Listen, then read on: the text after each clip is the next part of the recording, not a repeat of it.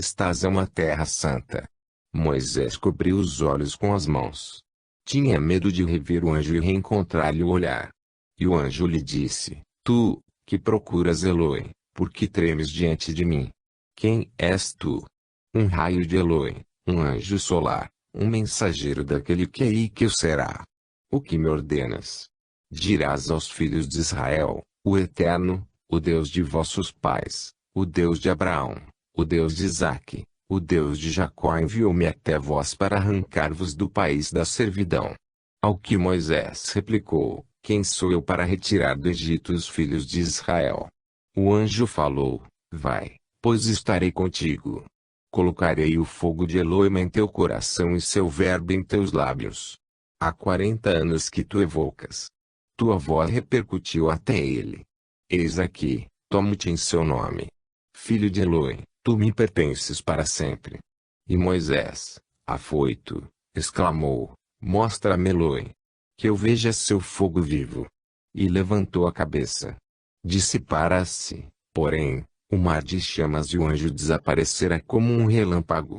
O sol descera sobre os vulcões extintos do Sinai. Um silêncio de morte pairava no vale de Oreb, e uma voz, que parecia rolar no firmamento e perder-se no infinito, dizia: Eu sou aquele que sou.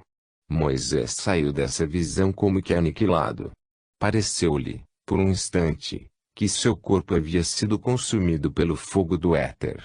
Seu espírito, todavia, estava mais forte.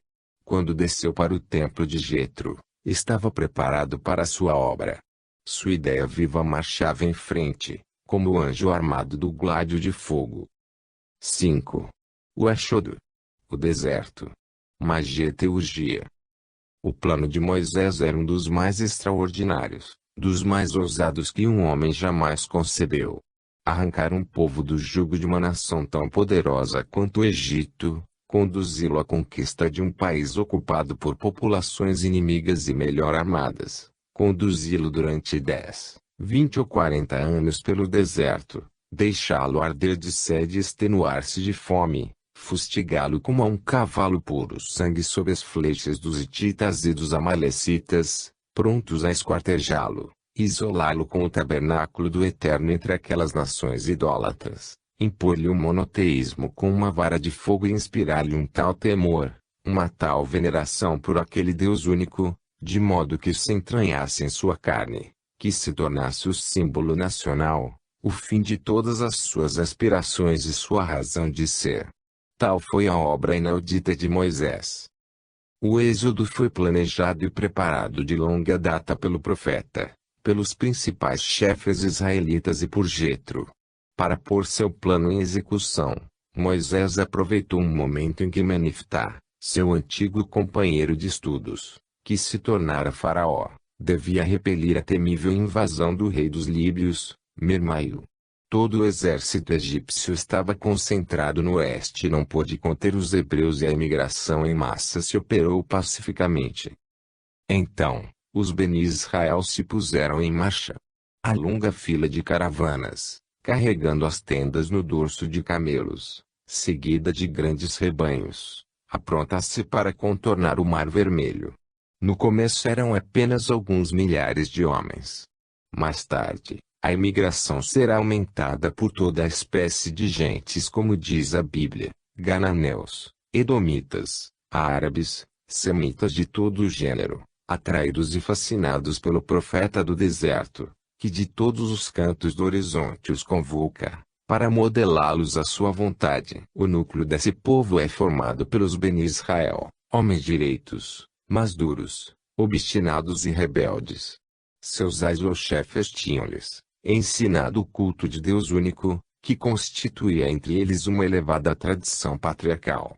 Porém, naquelas naturezas primitivas e violentas, o monoteísmo não passava de uma consciência vacilante.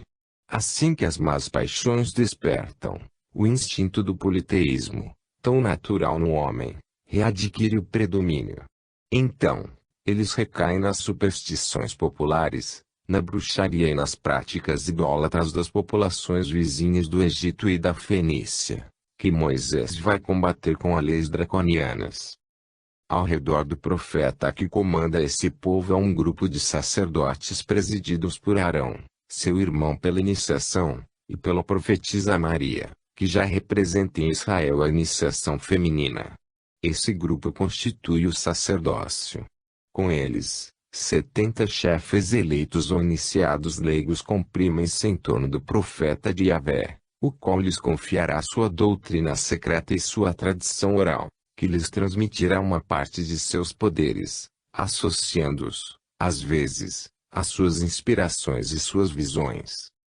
No coração desse grupo era carregada a Arca de Ouro, ideia inspirada a Moisés pelos templos egípcios, onde servia de arcano para os livros teúrgicos, mas ele mandou refundir um modelo novo, para seus desígnios pessoais.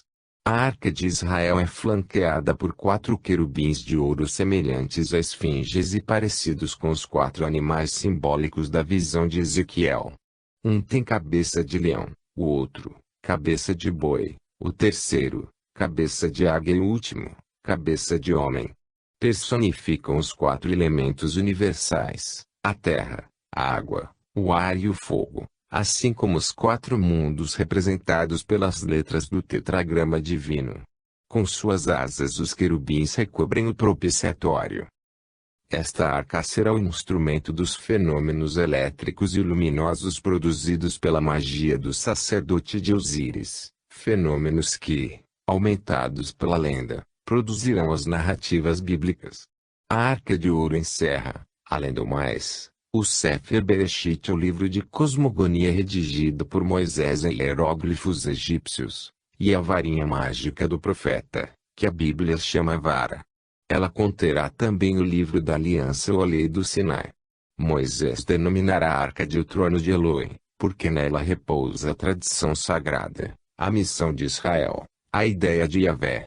Qual foi a constituição política que Moisés deu a seu povo? Para compreendê-lo é preciso citar uma das passagens mais curiosas do Êxodo. Passagem esta tanto mais antiga e mais autêntica porque nos mostra o lado fraco de Moisés, sua tendência ao orgulho sacerdotal e à tirania teocrática, reprimida por seu iniciador etíope. No dia seguinte, como Moisés estivesse sentado para julgar o povo, e o povo se mantivesse diante de Moisés da manhã à noite, o sogro de Moisés, tendo visto o que ele fazia ao povo, disse-lhe: O que fazes ao povo? Por que só tu estás sentado e o povo se mantém diante de ti desde manhã até a noite? E Moisés respondeu ao sogro: É que o povo vem a mim para inquirir de Deus. Quando tem alguma causa, vem a mim, então eu julgo entre um e outro, e lhes faço entender as ordens de Deus e suas leis. Mas o sogro de Moisés disse: Não fazes bem. Certamente sucumbirás, tu e o povo que está contigo, pois isto é muito difícil para ti, e não saberás fazê-lo sozinho. Escuta, pois, meu conselho, eu te aconselharei e Deus estará contigo. Separa o povo ligado de Deus, e leva as causas a Deus. Instrui-os sobre as ordens e as leis, e faze-os ouvir a voz pela qual eles devem se orientar e saber o que terão de fazer, e escolhe entre todo o povo homens virtuosos, tementes a Deus, homens que verdadeiramente odeiam o ganho desonesto, e estabelece entre eles chefes de milheiros, chefes de centenas, chefes de cinquentenas e chefes de dezenas, e que eles julguem o povo sempre, mas que eles te tragam todas as grandes disputas e que julguem as pequenas causas. Assim, eles te aliviarão e suportarão uma parte da carga contigo.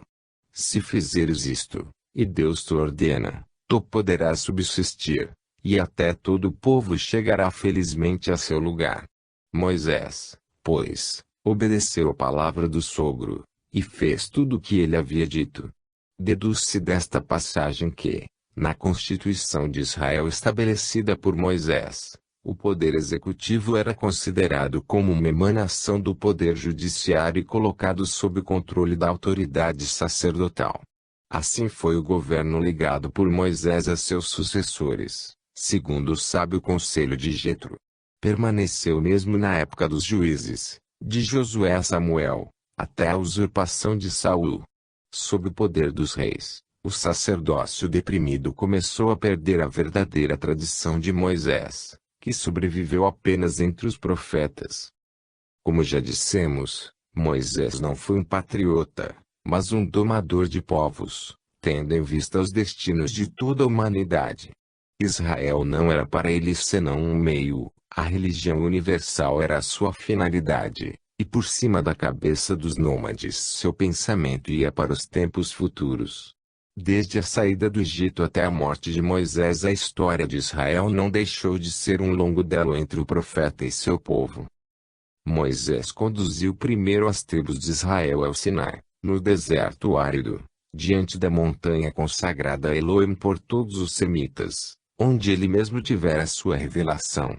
Lá onde o gênio se apoderara do profeta, o profeta quis apoderar-se de seu povo e imprimir-lhe na fronte o selo de Yahvé, os 10 mandamentos, poderoso resumo da lei moral e complemento da verdade transcendental contida no livro hermético da Arca. Nada de mais trágico do que esse primeiro diálogo entre o profeta e seu povo.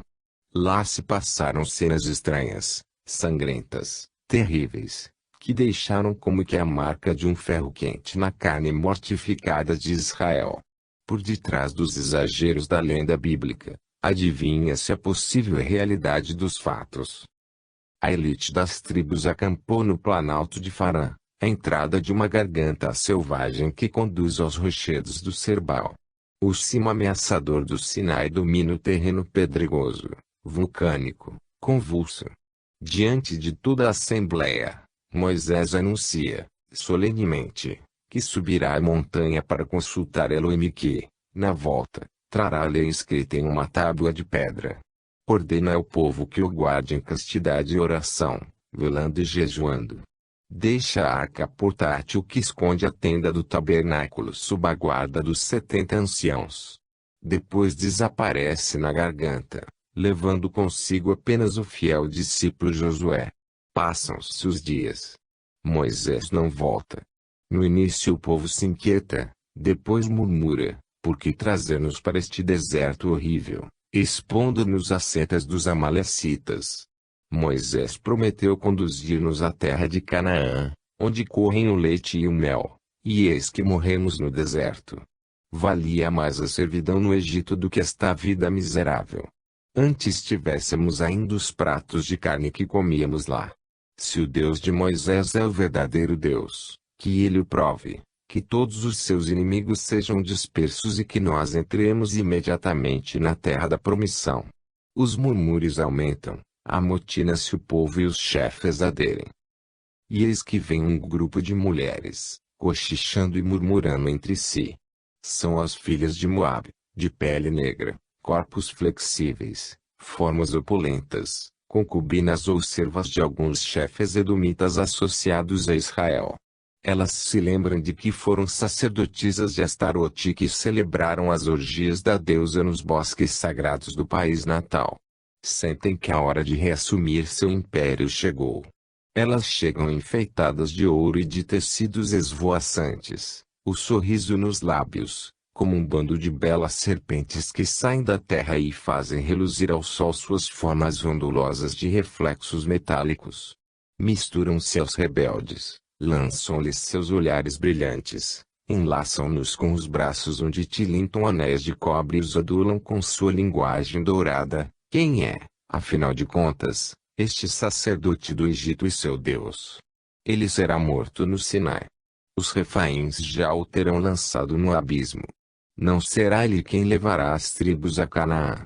Então que os filhos de Israel invoquem os deuses de Moabe, Belfegor e Astarote. Estes, sim, são deuses que se pode ver e que fazem milagres. Eles poderão levá-los à terra de Canaã. Os amotinados escutam as mulheres moabitas, excitam-se e este grito parte da multidão. Arão, faz para nós deuses que marchem à nossa frente, pois ao Deus de Moisés, que nos fez sair do Egito, não sabemos o que aconteceu. Arão tentou em vão acalmar a multidão. As filhas de Moabe chamam os sacerdotes fenícios vindos com uma caravana. Eles carregam uma estátua de Astarote, que colocam num altar de pedra. Os rebeldes forçam Arão, sob ameaça de morte, a fundir o veado de ouro, uma das formas de Belfegor. Sacrificam touros e bodes aos deuses estrangeiros, põe-se a beber e a comer, e as danças luxuriosas, orientadas pelas moabitas, começam ao redor dos ídolos, ao som dos nebéis, dos quinores e dos tamborins agitados pelas mulheres. Os 70 anciãos eleitos por Moisés para guardar a arca tentam, em vão, deter a desordem por meio de suas exprobrações. Então, sentam-se no chão, cobrindo a cabeça com um saco de cinzas. Reunidos em torno do tabernáculo da arca, eles ouvem consternados os gritos selvagens, os cantos voluptuosos, as invocações aos deuses malditos, demônios de luxúria e de crueldade. Eles veem com horror o povo contorcer-se de alegria e de revolta contra seu Deus. O que iria acontecer com a arca, com o livro e com Israel, se Moisés não voltasse mais? Entretanto, Moisés voltou. De seu longo recolhimento, de sua solidão no monte de Eloi, ele traz a lei impressa em tábuas de pedra. Ao entrar no acampamento, vê as danças, a bacanal de seu povo em frente dos ídolos Astarote e Belfegor. À vista do sacerdote de Osíris, do profeta de Elohim, as danças param, os sacerdotes estrangeiros fogem, os rebeldes hesitam. A cólera ferve em Moisés como um fogo devorador. Ele quebra as tábuas de pedra e sente-se que ele quebraria do mesmo modo todo o povo, mas Deus o detém. Israel treme. Porém os rebeldes têm olhares de ódio dissimulados por seu medo. Uma palavra, um gesto de hesitação por parte do profeta-chefe, e a hidra da anarquia idólatra ergueria contra ele seus milhares de cabeças e expulsaria sob uma saraivada de pedras a arca santa, o profeta e sua ideia. Contudo, Moisés está lá, e por trás dele os poderes invisíveis que o protegem. Ele compreende que é preciso, antes de tudo, reabilitar a alma dos 70 eleitos e, por meio deles, todo o povo. Invoca Elohim Yahvé, o espírito varonil, o princípio fogo, do fundo de si mesmo e do fundo do céu. Moisés grita, que venham a mim os 70. Que eles tomem a arca e subam comigo à montanha de Deus. Quanto ao povo, que espere, e que trema. Vou trazer-lhe o julgamento de Elohim. Os levitas tiram debaixo da tenda a arca de ouro envolta por véus, e o cortejo dos 70 desaparece com o profeta nos desfiladeiros do Sinai. Não se sabe quem treme mais, se os levitas, pelo que vão ver, ou o povo, pelo castigo que Moisés deixa suspenso sobre suas cabeças como uma espada invisível. Ah! Se fosse possível escapar às mãos terríveis desse sacerdote de Osíris, desse profeta da infelicidade, dizem os rebeldes. E, apressadamente, a metade do acampamento dobra as tendas, sela os camelos e prepara-se para fugir. Mas, eis que um crepúsculo estranho, um véu de poeira se estende no céu, uma brisa rude sopra do Mar Vermelho, o deserto adquire uma cor fulva descorada, e por trás do Sinai amontoam-se grossas nuvens. Enfim, o céu torna-se negro. Rajadas de vento trazem ondas de areia e relâmpagos fazem desabar em torrentes de chuva os turbilhões de nuvens que envolvem o Sinai. Logo brilha o raio em seu estrondo, repercutindo por todas as gargantas do maciço, rebenta sobre o acampamento em detonações sucessivas com um estrépito medonho. O povo não duvida de que seja a cólera de Elohim evocado por Moisés. As filhas de Moabe desapareceram. Desmoronam-se os ídolos, os chefes se prostram, as crianças e as mulheres se escondem sob o ventre dos camelos. Isto dura toda uma noite, todo um dia. O raio cai sobre as tendas, matando homens e animais, e o trovão ribomba sempre. À noite, acalma-se a tempestade, mas as nuvens ainda fumegam sobre o Sinai e o céu permanece negro. E eis que, à entrada do acampamento, reaparecem os 70, com Moisés à frente. No vago clarão do crepúsculo, A fisionomia do profeta e a de seus eleitos irradiam uma luz sobrenatural, como se eles trouxessem na face o reflexo de uma visão radiosa e sublime. Sobre a arca de ouro, sobre os querubins com asas de fogo, oscila um clarão elétrico, como um jato fosforescente. Diante desse espetáculo, os anciãos e o povo, homens e mulheres, se prostram à distância. Moisés clama: aqueles que estão com o Eterno, venham a mim. 3/4 dos chefes de Israel alinham-se ao redor de Moisés. Os rebeldes escondem-se em suas tendas.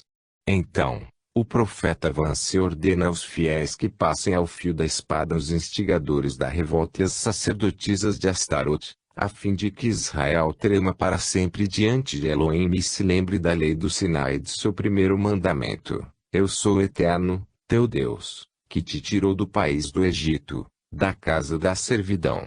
Não terás outro Deus diante de mim.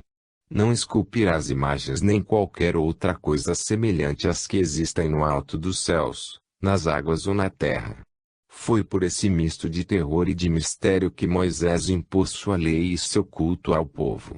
Era preciso imprimir a ideia de Yahvé em letras de fogo em sua alma e, sem aquelas medidas implacáveis, o monoteísmo jamais teria triunfado sobre o avassalador politeísmo da Fenícia e de Babilônia. Mas, o que tinham visto no Sinai os 70? O Deuteronômio, Xi 2, fala de uma visão colossal, de milhares de santos que apareceram, em meio à tempestade, sobre o Sinai, à luz de Yahvé. Os sábios do antigo ciclo, os antigos iniciados dos Árias, da Índia, da Pérsia e do Egito, todos os nobres filhos da Ásia, a terra de Deus, teriam vindo auxiliar Moisés em sua obra e exercer uma pressão decisiva sobre a consciência de seus associados. As forças espirituais que velam sobre a humanidade estão sempre presentes, mas o véu que delas nos separa somente se descerra nas grandes horas e para os raros eleitos. Seja como for, Moisés transmitiu aos 70 o fogo divino e a energia de sua própria vontade. Eles foram o primeiro templo, antes daquele de Salomão, o templo vivo, em marcha, o coração de Israel, a luz real de Deus. Pelas cenas do Sinai, pela execução em massa dos rebeldes, Moisés ganhou autoridade sobre os semitas nômades, que ele agora continha com mão de ferro. Contudo, cenas análogas, seguidas de novos golpes de força, deveriam se repetir durante as marchas e contramarchas rumo à terra de Canaã. Como Maomé, Moisés teve que ostentar, ao mesmo tempo, o gênio de um profeta, de um homem de guerra e de um organizador social. Lutou contra as lassitudes, as calúnias, as conspirações. Depois da revolta popular, Moisés teve que abater o orgulho dos sacerdotes levitas, que queriam igualar-se-lhe em função, e se consideravam, como ele, inspirados diretos do Yahvé. Viu-se também obrigado a enfrentar as conspirações mais perigosas de alguns chefes ambiciosos como Coré, Datã e Abiram, que fomentaram a insurreição popular para derrubar o profeta e proclamar um rei, assim como fariam mais tarde os israelitas com Saul, apesar da resistência de Samuel. Nessa luta, Moisés tem momentos de indignação e de piedade, ternuras de pai e rugidos de leão contra o povo que se debate sob a pressão de seu espírito e que apesar de tudo suportou. Disso encontramos o eco nos diálogos que a narrativa bíblica institui entre o profeta e seu Deus, diálogos que parecem revelar o que se passava no fundo de sua consciência. No Pentateuco, Moisés triunfa sobre todos os obstáculos mediante os milagres mais inverossímeis. Jeová, concebido como um Deus pessoal, está sempre à sua disposição. Aparece sobre o tabernáculo como uma nuvem brilhante que se chama a glória do Senhor.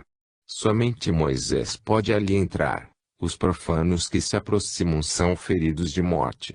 O tabernáculo de assinação, que contém a arca, desempenha na narrativa bíblica o papel de uma gigantesca bateria elétrica que uma vez carregada do fogo de Jeová fulmina massas humanas. Os filhos de Arão, os 250 adeptos de Coré e de Datã, enfim, 14.000 homens do povo são mortos instantaneamente. Além disso, Moisés provoca, em hora marcada, um tremor de terra que traga os 3 chefes revoltados, com suas tendas e suas famílias. Esta última narrativa é de uma poesia terrível e grandiosa. Mas é pintada com tal exagero, com um caráter tão visivelmente lendário que seria pueril discutir-lhe a realidade. O que, acima de tudo, dá um caráter exótico a essas narrativas é o papel de Deus irascível e imutável que a ele empresta a Jeová. Está sempre prestes a fulminar e a destruir, enquanto que Moisés representa a misericórdia e a sabedoria. Uma concepção tão infantil, tão contraditória da divindade não é menos estranha à consciência de um iniciado de Osíris que a de um Jesus. E, contudo, esses colossais exageros parecem provir de certos fenômenos devidos aos poderes mágicos de Moisés e que não são únicos na tradição dos templos antigos. É hora de dizermos o que se pode acreditar dos pretensos milagres de Moisés, sob o ponto de vista de uma teosofia racional e dos pontos elucidados da ciência oculta. A produção de fenômenos elétricos sob diversas formas, pela vontade de poderosos iniciados, não é atribuída somente a Moisés pela antiguidade. A tradição caldaica atribuía aos magos, a tradição grega e latina, a alguns sacerdotes de Júpiter e Apolo. Em tais casos os fenômenos são de ordem elétrica. Mas a eletricidade da atmosfera terrestre ali seria movimentada por uma força mais sutil e mais universal difundida por toda parte, e que os grandes adeptos estavam aptos a atrair, a concentrar e a projetar. Esta força é chamada casa pelos Brahmanes, princípio fogo pelos magos da Caldeia, grande agente mágico pelos cabalistas da Idade Média. Sob o ponto de vista da ciência poder-se-ia chamá-la força eterificada. Pode-se atraí-la diretamente, ou evocá-la por intermédio dos agentes invisíveis, conscientes ou semiconscientes, dos quais está repleta a atmosfera terrestre e que a vontade dos magos sabe dominar. Esta teoria nada tem de contrária a uma concepção racional do universo, e é até indispensável para explicar uma quantidade imensa de fenômenos que, sem ela, permaneceriam incompreensíveis. Falta somente acrescentar que esses fenômenos são regidos por leis imutáveis e sempre proporcionais à força intelectual, moral e magnética do adepto. Antirracional e antifilosófica seria a movimentação da causa primeira, de Deus, por um ser qualquer, ou a ação imediata desta causa por ele, o que levaria a uma identificação do indivíduo com Deus. O homem só se eleva relativamente a Deus pelo pensamento ou pela oração, pela ação ou pelo êxtase. E Deus só exerce sua boa ação no universo indireta e hierarquicamente por meio das leis universais e imutáveis que exprimem seu pensamento, e através dos membros da humanidade terrestre e divina que o representam parcial e proporcionalmente infinito do espaço e do tempo. Aceitos esses princípios, acreditamos perfeitamente possível que Moisés, sustentado pelos poderes espirituais que o protegiam e manipulando a força eterificada consciência consumada, tenha podido utilizar-se da arca como uma espécie de receptáculo, de catalisador, para a produção de fenômenos elétricos de caráter fulminante. Ele se isolava, com seus sacerdotes e confidentes, usando vestimentas de linho e perfumes que os defendiam das descargas do fogo etéreo. Mas esses fenômenos só podem ter sido raros e ilimitados. A lenda sacerdotal os exagerou. Foi suficiente para Moisés ferir de morte alguns chefes rebeldes ou alguns levitas desobedientes por uma projeção de fluido, para aterrorizar e domar todo o povo. 6. A morte de Moisés. Quando Moisés chegou com seu povo à entrada de Canaã, sentiu que sua obra estava terminada. O que era Elohim para o vidente do Sinai. A ordem divina de alto a baixo, através de todas as esferas do universo e realizada na terra visível, a imagem das hierarquias celestes e da eterna verdade. Não, Ele não havia contemplado em vão a face do Eterno, que se reflete em todos os mundos. O livro estava na arca, e a arca, guardada por um povo forte, templo vivo do Senhor. O culto do Deus único estava fundado sobre a terra. O nome de Yahvé brilhava em letras chamejantes na consciência de Israel. Os séculos poderão rolar suas ondas na alma mutável da humanidade, porém, não apagarão mais o nome do Eterno. Moisés, tendo compreendido essas coisas, invocou o anjo da morte. Impôs as mãos sobre a cabeça do seu sucessor, Josué, diante do tabernáculo, a fim de que o Espírito de Deus descesse sobre ele. Depois abençoou toda a humanidade através das 12 tribos de Israel e escalou o Monte Nebo, seguido somente de Josué e de 2 levitas. Arão já havia sido recolhido junto de seus pais. A profetisa Maria tomara o mesmo caminho.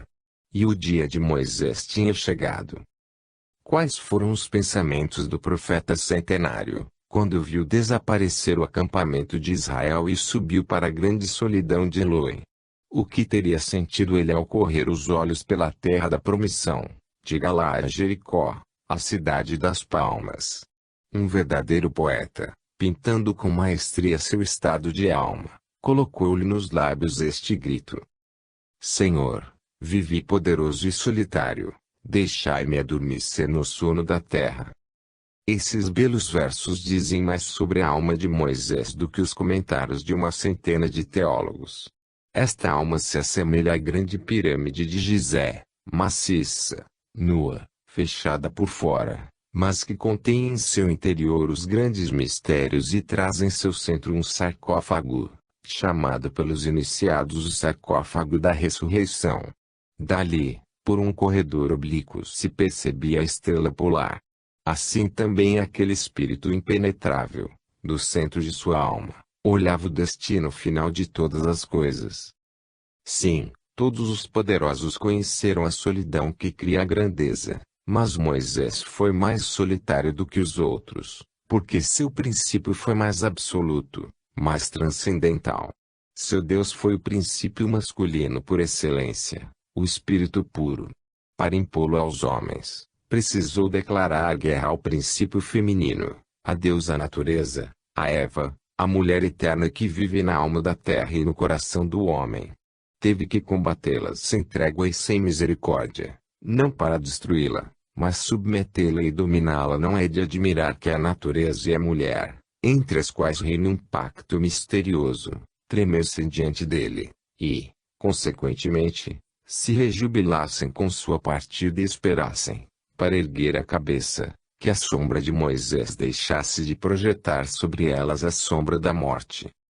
Tais foram, sem dúvida, os pensamentos do vidente, enquanto subia o estéril Monte Nebo. Os homens não podiam amá-lo, porque ele só tinha amado a Deus. Pelo menos sua obra viveria. Seu povo permaneceria fiel à sua missão. Ah! Fatal clarividência dos moribundos, dom trágico dos profetas que levanta todos os véus na hora derradeira. À medida que o espírito de Moisés se desligava da terra, ele vê a terrível realidade do futuro. Vê as traições de Israel, a anarquia imperando, a realeza sucedendo aos juízes, os crimes dos reis conspurcando o templo do Senhor, seu livro mutilado, incompreendido, seu pensamento deturpado, rebaixado pelos sacerdotes ignorantes ou hipócritas, as apostasias dos reis, o adultério de Judá com as nações idólatras, a pura tradição e a doutrina sagrada sufocadas, e os profetas, possuidores do verbo vivo, perseguidos até o fundo do deserto. Sentado numa caverna do Monte Nebo, Moisés vê tudo isso em si mesmo. Mas a morte já estendia as asas sobre sua fronte e pousava a mão fria sobre seu coração. Então, aquele coração de leão tentou rugir ainda uma vez. Irritado contra seu povo, Moisés conclamou a vingança de Eloi sobre a raça de Judá. Ergueu o braço pesado. Josué e os levitas, que o assistiam, ouviram com espanto estas palavras saírem da boca do profeta moribundo: Israel traiu seu Deus. que ele seja disperso aos quatro ventos do céu. Josué e os levitas olhavam com terror seu mestre, que não dava mais sinal de vida. Sua última palavra tinha sido uma maldição. Teria ele, com ela, exalado seu último suspiro. Porém, Moisés abriu os olhos ainda uma vez e disse: Voltai para Israel. Quando os tempos chegarem, o Eterno vos fará aparecer um profeta como eu entre vossos irmãos e colocará o verbo em sua boca, e esse profeta vos revelará tudo o que o Eterno lhe tiver ordenado. E o Eterno pedirá contas a quem não escutar as palavras que ele tiver dito. Deuteronômio 18, 18,19. Após essas palavras proféticas, Moisés entregou seu espírito. O anjo solar com o gládio de fogo, que primeiro lhe apareceu no Sinai, esperava-o. Arrastou-o para o seio profundo da ísis celestial, para as ondas daquela luz, que é a esposa de Deus. Longe das regiões terrestres, eles atravessaram círculos de almas de um crescente esplendor. Finalmente, o anjo do Senhor mostrou-lhe um espírito de surpreendente beleza e de uma doçura celestial, mas de um brilho tal e de uma claridade tão fulgurante, junto da qual a sua parecia apenas uma sombra. Esse espírito não trazia o gládio do castigo, mas a palma do sacrifício e da vitória. Moisés compreendeu que ele completaria sua obra e conduziria os homens ao Pai, pelo poder do eterno feminino, pela graça divina e pelo amor perfeito. Então, o legislador se prostrou diante do Redentor e Moisés adorou Jesus Cristo. Livro 5.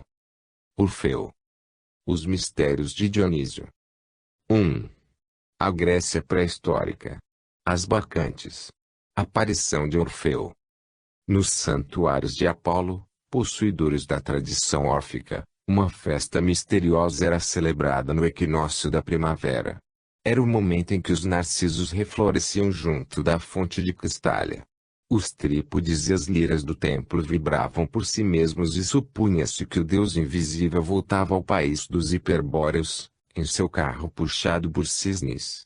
Então, a grande sacerdotisa, em suas vestes de musa, coroada de louros, a fronte cingida por faixinhas sagradas, cantava somente para os iniciados o nascimento de Orfeu, filho de Apolo e de uma sacerdotisa do Deus. Ela invocava a alma de Orfeu, pai dos místicos, salvador melodioso dos homens, Orfeu soberano, imortal e 3 vezes coroado, nos infernos, na terra e no céu, e que vagava trazendo uma estrela na fronte, entre os astros e os deuses. O canto místico da sacerdotisa de Delfos fazia alusão a um dos numerosos segredos guardados pelos sacerdotes de Apolo e ignorados pela massa. Orfeu foi o gênio animador da Grécia sagrada, o vivificador de sua alma divina. Sua lira de 7 cordas abrange o universo. Cada uma delas corresponde a uma modalidade da alma humana, contém a lei de uma ciência e de uma arte. Perdemos a chave de sua plena harmonia, mas as diversas tonalidades não deixaram de vibrar em nossos ouvidos. O impulso teúrgico e dionisíaco que Orfeu soube comunicar à Grécia foi transmitido por ela a toda a Europa. Nosso tempo não acredita mais na beleza da vida. Se, apesar de tudo, ainda conservou uma profunda recordação, uma secreta e invencível esperança, deve-o àquele sublime inspirado. Saudemos nele o grande iniciador da Grécia, o ancestral da poesia e da música, concebidas como reveladoras da verdade eterna. Mas, antes de reconstituir a história de Orfeu, a partir da própria essência da tradição dos santuários, mostremos o que era a Grécia, no momento de sua aparição. Estava-se no tempo de Moisés, 5 séculos antes de Homero, 13 séculos antes de Cristo. A Índia, naufragada em seu Kali Yuga, atravessava a idade das trevas e não oferecia mais do que a sombra de seu antigo esplendor. A Assíria, que, pela tirania da Babilônia, havia desencadeado sobre o mundo o flagelo da anarquia, continuava a espezinhar a Ásia. O Egito, muito grande pela ciência de seus sacerdotes e por seus faraós, reagia com todas as forças a essa decomposição universal, mas sua ação se limitava ao Eufrates e ao Mediterrâneo. Israel estabelecia no deserto o princípio do Deus másculo e da unidade divina por meio da voz tonitruante de Moisés, mas a terra ainda não ouvira seus ecos. A Grécia estava profundamente dividida pela religião e pela política. A península montanhosa, que estende seus finos recortes no Mediterrâneo, rodeada por guirlandas de ilhas, era habitada, há milênios, por um ramo da raça branca, vizinho dos getos, dos citas e dos celtas primitivos. Essa raça sofrera misturas e influências de todas as civilizações anteriores. Colônias da Índia, do Egito, da Fenícia haviam imigrado para suas margens, povoando seus promontórios e vales com raças, divindades e costumes múltiplos. Frotas passavam, velas desdobradas, sob as pernas do colosso de Rhodes, assentado sobre os dois diques do porto. O mar das Cíclades, onde, nos dias claros, o navegador sempre vê alguma ilha ou algum rio surgir no horizonte, era sulcado pelas proas vermelhas dos fenícios e pelas proas negras dos piratas da Lídia. Transportavam em suas naus côncavas todas as riquezas da Ásia e da África, marfim, louças pintadas, tecidos da Síria, vasos de ouro, púrpura e pérolas, e muitas vezes mulheres roubadas de uma costa selvagem. Devido aos cruzamentos das raças, tinha-se moldado um idioma harmonioso e fácil, mistura do celta primitivo, do zens, do sânscrito e do fenício. Essa língua, que descrevia a majestade do oceano no nome de Poseidon e a serenidade do céu no de Uranus, imitava todas as vozes da natureza, desde o gorjeio dos pássaros até o tinir das espadas e o estrondo da tempestade. Era multicor como seu mar de um azul intenso, de tons mutáveis, mas multissoante como as vagas que murmuram em seus golfos ou estrondam sobre os inúmeros recifes, polúplas boiotalaça, como diz Homero. Com os mercadores ou piratas vinham muitas vezes sacerdotes, que os dirigiam e comandavam como mestres. Eles escondiam no barco, como uma preciosidade, uma imagem em madeira de uma divindade qualquer. A imagem era grosseiramente esculpida, sem dúvida, e os marujos de então tinham por ela o mesmo fetichismo que muitos de nossos marinheiros têm por sua Madonna. Mas esses sacerdotes não eram inferiores no conhecimento de certas ciências, e a divindade que eles carregavam, de seu templo ao país estrangeiro, representava para eles uma concepção da natureza, um conjunto de leis, uma organização civil e religiosa, pois, naquele tempo, toda a vida intelectual provinha dos santuários. Adorava-se Juno em Argos, Ártemis na Arcádia, em Pafos e Corinto. Astarte Fenícia tornara-se Afrodite, nascida da espuma das ondas. Vários iniciadores apareceram na Ática. Uma colônia egípcia tinha trazido a Eleusis o culto de Ísis, sob a forma de Deméter, Ceres, mãe dos deuses. Erecteu estabelecera, entre o Monte Imetro e o Pentélico, o culto de uma deusa virgem, filha do céu azul, amiga da oliveira e da sabedoria. Durante as invasões, ao primeiro sinal de alarme, a população se refugiava na Acrópole e se comprimia em torno da deusa como em torno de uma vitória viva. Acima das divindades locais reinavam alguns deuses masculinos e cosmogônicos. Mas, relegados às altas montanhas, eclipsados pelo cortejo brilhante das divindades femininas, tinham pouca influência. O deus solar, o Apolo Délfico já existia, mas só desempenhava um papel secundário. Havia sacerdotes de Zeus, o Altíssimo, ao pé dos cumes nevados de Ida, nas alturas da Arcádia e sob os carvalhos de Dodone. Contudo, o povo preferia, ao Deus misterioso e universal, as deusas que representavam a natureza em suas potencialidades, sedutoras ou terríveis. Os rios subterrâneos da Arcádia, as cavernas das montanhas que descem até as entranhas da terra, As erupções vulcânicas nas ilhas do mar Egeu cedo levaram os gregos ao culto das forças misteriosas da terra. Assim, em suas alturas como em suas profundezas, a natureza era pressentida, temida e venerada. Todavia, como todas aquelas divindades não tinham nem centro social, nem síntese religiosa, guerreavam-se aferradamente. Os templos inimigos, as cidades rivais, os povos divididos pelo rito, pela ambição dos sacerdotes e dos reis, odiavam-se, invejavam-se e combatiam-se em lutas sangrentas. Contudo, atrás da Grécia, havia a Trácia selvagem e rude. Para o norte, fileiras de montanhas cobertas de carvalhos gigantes e coroadas de rochedos, sucediam-se em cumes ondulosos, desenrolavam-se em círculos enormes ou emaranhavam-se em maciços nodosos. Os ventos do setentrião sulcavam seus flancos ramalhados e um céu às vezes tempestuoso varria seus picos.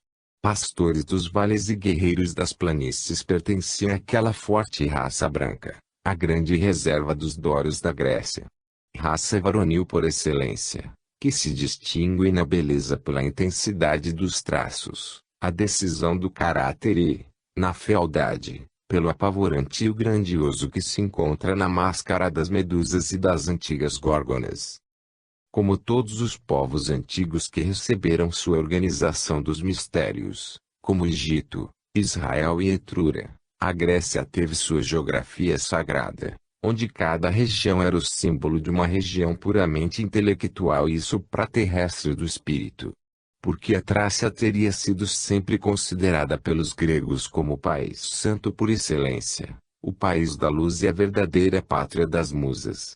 É que naquelas altas montanhas erguiam-se os mais velhos santuários de Cronos, de Zeus e de Urano. De lá tinham descido, em ritmos eumólpicos, a poesia, as leis e as artes sacras. Os fabulosos poetas da Trácia são uma prova disso. Os nomes Tares, Lino, Anfião talvez correspondam a personagens reais, mas personificam antes de tudo, conforme a linguagem dos templos, gêneros de poesia. Cada um deles consagra a vitória de uma teologia sobre a outra. Nos templos daquela época, só se escrevia a história alegoricamente. O indivíduo não era nada, a doutrina e a obra, tudo. Tares, que cantou a guerra dos titãs, cego pelas musas, prenuncia a derrota da poesia cosmogônica por meio de versos novos. Lino, que introduziu na Grécia os cantos melancólicos da Ásia e foi morto por Hércules, revestiu a invasão da Trácia de uma poesia lacrimosa, chorosa e voluptuosa, que o espírito viril dos dóricos do norte logo repeliu. Significa ao mesmo tempo a vitória de um culto lunar sobre um culto solar. Ao contrário, Anfião, que, segundo a lenda alegórica, movia as pedras com seus cantos e construía templos ao som de sua lira, representa a força plástica que a doutrina solar e a poesia dórica ortodoxa exerceram sobre as artes e sobre toda a civilização helênica. É outra luz que irradia Orfeu.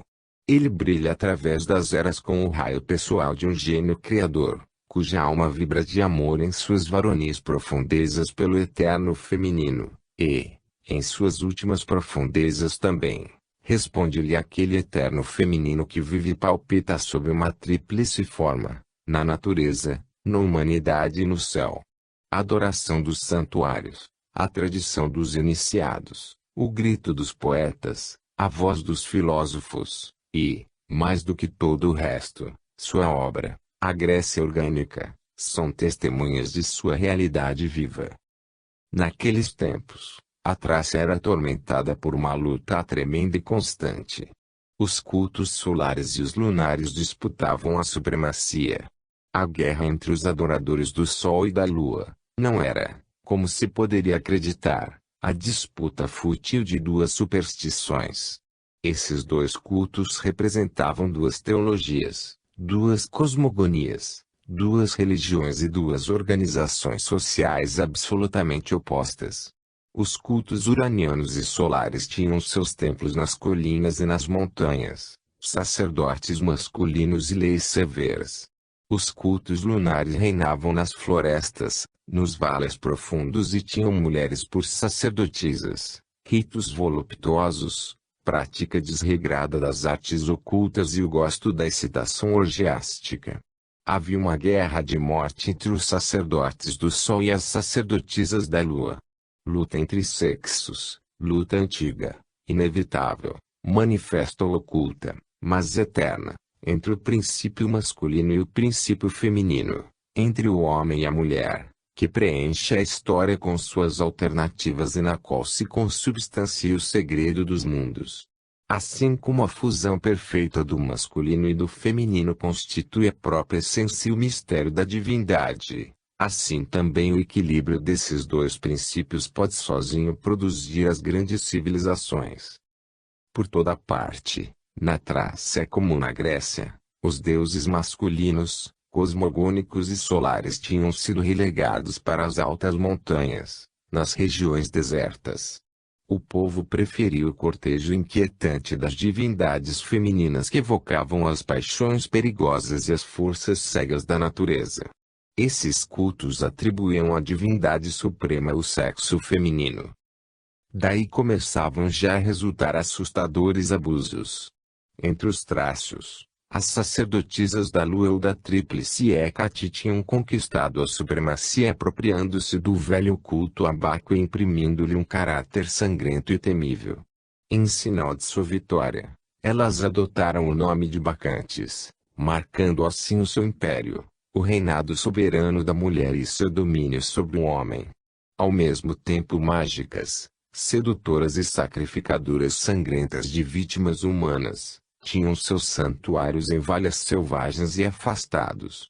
Por que sombrio encanto? Porque ardente curiosidade homens e mulheres eram atraídos para aquelas solidões de vegetação luxuriante e grandiosa. Formas nuas. Danças lascivas no recesso de um bosque. Risos. Um enorme grito. E 100 bacantes investiam contra o estrangeiro para derrubá-lo. Este devia jurar-lhe submissão e submeter-se a seus ritos ou perecer. As bacantes domesticavam panteras e leões, que exibiam em suas festas. À noite, com serpentes enroladas nos braços, elas se prostravam diante da tríplice Hécate, depois, em círculos frenéticos, evocavam Bacus subterrâneo, de duplo sexo e com face de touro. Mas, infeliz do estrangeiro, infeliz do sacerdote de Júpiter ou de Apolo que viesse espreitá-las. Era feito em pedaços. As bacantes primitivas foram, então, as druidisas da Grécia. Muitos chefes trácios permaneceram fiéis aos velhos cultos masculinos. Porém, as bacantes tinham insinuado a alguns de seus reis que unissem os costumes bárbaros ao luxo e os refinamentos da Ásia. Seduziram-nos pela volúpia e os dominaram pelo terror. Assim os deuses dividiram a Trácia em dois campos inimigos. E os sacerdotes de Júpiter e de Apolo, em seus cumes desertos, perseguidos pelo raio, tornavam-se impotentes contra Hécate, que ocupava os vales ardentes e, de suas profundezas, começava a ameaçar os altares dos filhos da luz. Naquela época, aparecera na Trácia um jovem de raça real e de uma sedução maravilhosa. Diziam que era filho de uma sacerdotisa de Apolo. Sua voz melodiosa possuía um encanto estranho. Ele falava nos deuses com um ritmo novo e parecia inspirado. Sua cabeleira loira, orgulho dos dóricos, caía em ondas douradas pelas espáduas, e a música que vazava de seus lábios emprestava-lhe aos cantos da boca um contorno suave e triste. Os olhos, de um azul profundo, irradiavam força, doçura e magia. Os trácios, invejosos, fugiam a esse olhar. As mulheres, porém, versadas na arte dos encantos, diziam que aqueles olhos misturavam em seu filtro azul as flechas do sol às carícias da lua. As próprias bacantes, curiosas de sua beleza, giravam frequentemente em torno dele como panteras amorosas, vaidosas de sua pele malhada, e sorriam às suas palavras incompreensíveis. Subitamente, aquele jovem, que chamavam de o filho de Apolo, desapareceu. Diziam que tinha morrido e descido aos infernos. No entanto, ele tinha fugido secretamente para Samotrácia, depois para o Egito, onde solicitara asilo aos sacerdotes de Mênfis. Tendo atravessado os mistérios, depois de 20 anos ele voltou com um nome iniciático, que havia conquistado com as suas provas e recebido de seus mestres, como sinal de sua missão. Chamava-se agora Orfeu ou Arfa, que significa aquele que cura pela luz. O mais velho santuário de Júpiter erguia-se, então, sobre o monte Calcaion. Outrora, seus serofantes tinham sido grandes pontífices. Do alto daquela montanha, ao abrigo de qualquer ataque, eles tinham reinado sobre toda a Trácia. Mas, desde que as divindades da planície ganharam prestígio, seus adeptos estavam reduzidos a um pequeno número, e seu templo quase abandonado. Os sacerdotes do Monte Calcaion acolheram o iniciado do Egito como um salvador. Por sua ciência e por seu entusiasmo, Orfeu arrebatou a maior parte dos trácios, transformou completamente o culto a Baco e dominou as bacantes. Sua influência logo penetrou em todos os santuários da Grécia. Foi ele quem consagrou a realeza de Zeus na Trácia, a de Apolo em Delfos, onde lançou as bases do Tribunal dos Anfictiões, que se tornou a unidade social da Grécia. Enfim, mediante a criação dos mistérios, ele moldou a alma religiosa de sua pátria. Pois, no ápice da iniciação, ele fundiu a religião de Zeus com a de Dionísio em um pensamento universal. Os iniciados recebiam, através de seus ensinamentos, a pura luz das verdades sublimes. Essa mesma luz chegava ao povo mais atenuada, mas não menos benéfica, sob o véu da poesia e das festas encantadoras. Foi assim que Orfeu se tornou pontífice da Trácia, grande sacerdote do Zeus olímpico e, para os iniciados, o revelador do Dionísio celeste. 2. O Templo de Júpiter. Nas proximidades das fontes do Ebro, eleva-se o Monte Calcaion. Espessas florestas de carvalhos servem-lhe de proteção. Coroa um círculo de rochedos e de pedras ciclópicas. Há milênios este lugar é uma montanha santa. Os pelasgos, os celtas, os citas e os getos, caçando-se uns aos outros, alternadamente foram ali adorar deuses diferentes. Mas não é sempre o mesmo Deus que o homem procura quando sobe tão alto. Senão, por que construiria, tão penosamente, uma morada na região dos raios e dos ventos? Um templo de Júpiter eleva-se agora no centro do recinto sagrado, maciço, inabordável como uma fortaleza. À entrada, um peristilo de 4 colunas dóricas destaca seus fustes enormes sobre um pórtico sombrio. No zênite, o céu está sereno, mas a tempestade estruge ainda sobre as montanhas da Trácia, que desdobram ao longe seus vales e seus cumes, negro oceano crispado pela tempestade sulcado de luz. É a hora do sacrifício. Os sacerdotes de Calcaion só praticam o sacrifício do fogo. Descem os degraus do templo e acendem a oferenda de madeira aromática como um achote do santuário. No fim, o pontífice sai do templo. Vestido de linho branco como os demais, coroado de mirtas e de cipreste, ele empunha um cetro de ébano com cabeça de marfim e uma cinta de ouro, onde cintilam cristais sombrios, símbolo de uma realeza misteriosa. É Orfeu. Conduz pela mão discípulo, filho de Delfos, que, pálido, trêmulo e maravilhando, aguarda as palavras do grande inspirado com o estremecimento dos mistérios. Orfeu compreende isto e, para tranquilizar o místico eleito de seu coração, abraça-o ternamente. Seus olhos sorriem, mas de repente chamejam. E enquanto a seus pés os sacerdotes giram em torno do altar e cantam o hino do fogo, Orfeu, solenemente, diz ao místico bem-amado palavras de iniciação que caem no fundo de seu coração como um licor divino.